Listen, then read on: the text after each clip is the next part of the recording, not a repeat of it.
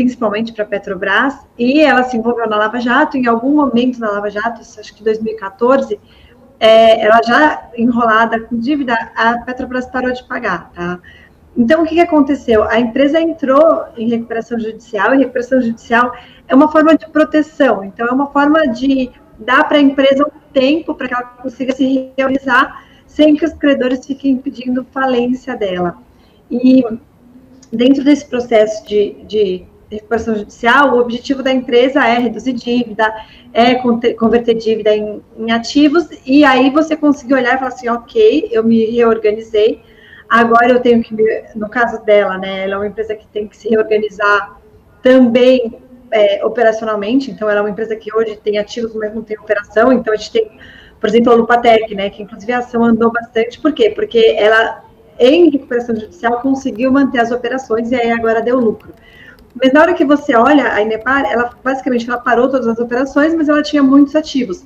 E entre ativos e passivos, se você olhasse, né, ela fez uma apresentação no final do ano, no dia de investidor, né, Investor Day dela, e ela teve, deixa eu pensar, ela mostrou pra gente que ela tinha um patrimônio líquido esperado, então uma vez que se reorganizasse, de 1,8 bilhões de reais, que é um patrimônio relevante. A empresa hoje, se você olhar em qualquer sistema, você vai olhar ela com 8 milhões de ações, mas na verdade ela teve uma conversão grande de dívida em ações, né? Então, o número certo para olhar é cerca de 26 milhões de ações.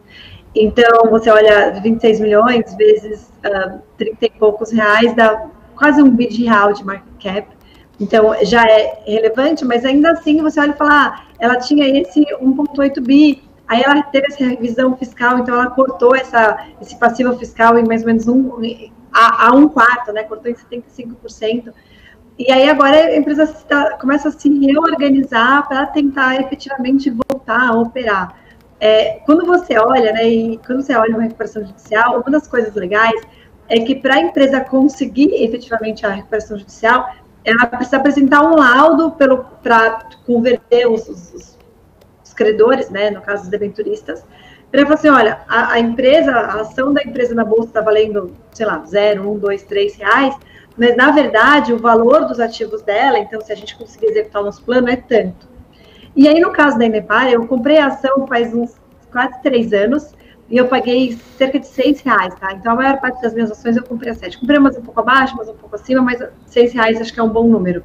E aí o que aconteceu? Eu olhava e falava assim, e esse laudo, né, um laudo de 2017, ele avaliava a empresa em 70 reais por ação e com potenciais outros créditos a receber de mais 70 reais por ação. Então eu estava comprando por 6, um ativo que você poderia valer, você nunca considera o valor cheio, tá? Então ele poderia valer até 140 reais. Então, recuperação judicial, no final das contas, é assim. A história de Inepar agora a gente tem uma empresa que está tentando sair da recuperação judicial, então, obviamente, ela depende de uma assinatura de um juiz, mas ela está mostrando, olha, então, estamos fazendo isso, estamos fazendo aquilo.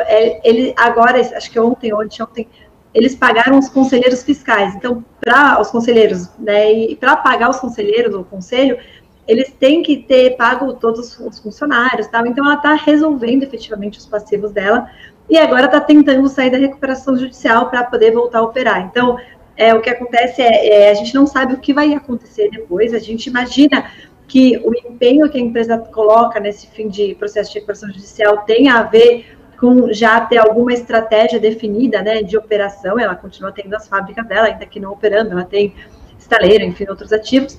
Ela ganhou um pleito agora contra a Petro, né, de pouco mais de 100 milhões de dólares, e isso era uma arbitragem. Desde que eu entrei na ação, uns 3 anos atrás, a gente tinha isso, e aí com dólar a 6, só isso dá quase 600 milhões de reais, que dividido aí pelo número de ações, a gente está falando, tudo contas aproximadas, tá?